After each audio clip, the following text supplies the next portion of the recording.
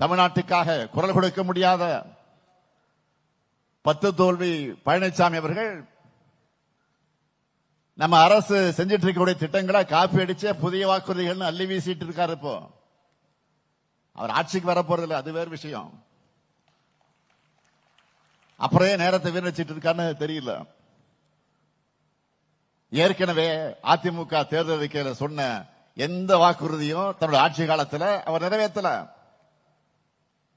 2011 அதிமுக தேர்தல் அறிக்கையில் என்ன சொன்னாங்க தெரியுமா? 2011 சென்னை முதல் கன்னியாகுமரி வரை கடலோர சாலை திட்டம்னு சொன்னாங்க, செஞ்சாங்களா? தென் தமிழ்நாட்டில் ஏரோ பார்க்னு சொன்னாங்களே, செஞ்சாங்களா?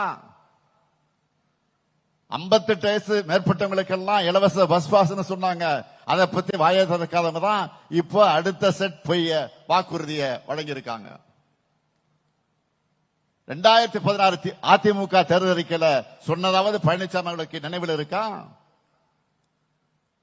அனைத்து ரேஷன் அட்டைதாரர்களுக்கும் செல்போன் வழங்கப்படும் சொன்னீங்களே, எங்க அந்த போன்? பேருந்து நிலையங்கள், பெரிய பேருந்து நிலையங்கள், வணிக வளாகங்கள், பூங்காக்கள் போன்ற பொது இடங்கள்ல இலவச வைஃபை சொன்னாங்களே, பிறகு அதை பத்தி பேச்சு மூச்சு இல்லையே. அனைத்து ஊராட்சிகள்லையும் அம்மா இருசக்கர வாகன பழுதுபார்க்கு பயிற்சி மையம் உருவாக்கப்படும் சொன்னாங்க. சொன்ன அவங்களுக்கே அது இப்போ மறந்து போச்சு. அதிமுக ஆட்சியோ பழனிசாமி அவர்களோ எப்பவுமே சொன்னதை செய்ய மாட்டாங்கன்னு மக்களுக்கு எல்லாம் தெரியும். ஆனா திமுக